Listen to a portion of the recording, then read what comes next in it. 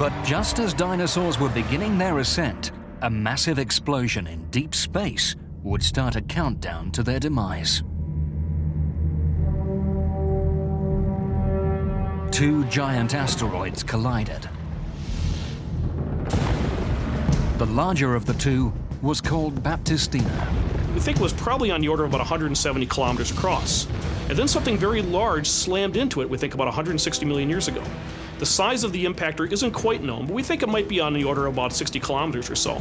And that completely pulverized what we call the Baptistina parent body.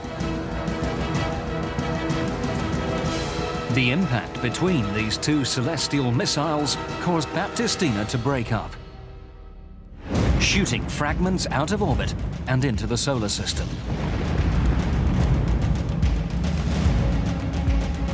Most of these fragments ended up floating harmlessly in space, but a few headed toward a collision with Earth.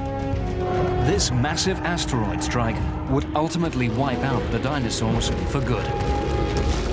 But strangely, this cataclysm from space was not the first massive disaster that the dinosaurs faced.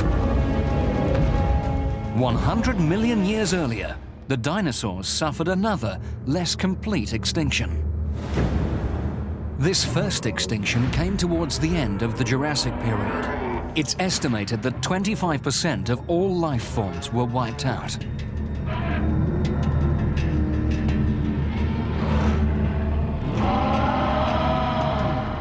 When the environment changed at the end of the late Jurassic, it really caused problems for the bigger dinosaurs. Allosaurus and Ceratosaurus could simply be victims of their inability to adapt to this new environment. Today, it's still a mystery. Some believe that they may have been the victims of their own success.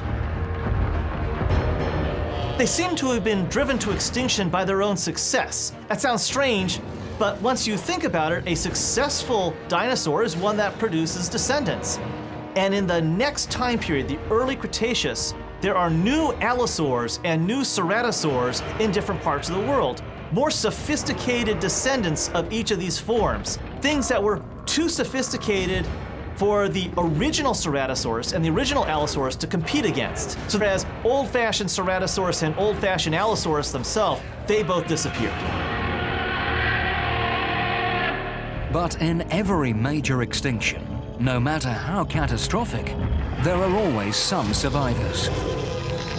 And for those plants and animals that are able to adapt quickly enough, the world is theirs for the taking. It's easy to think that all dinosaurs lived and died at the same time, but that's not the case. For instance, dinosaurs like Stegosaurus, Allosaurus, and Camarasaurus lived in the Jurassic period and died out tens of millions of years before dinosaurs like Tyrannosaurus Rex showed up. In fact, the time that separates those dinosaurs from T-Rex is longer than the amount of time that separates T-Rex from us. The thing about extinction events is that, of course, they're very bad for the animals that go extinct, but they open up a door of opportunity for a lot of other animals and plants. And basically, once certain species disappear, then other species will evolve and change and take over their place in that particular ecosystem.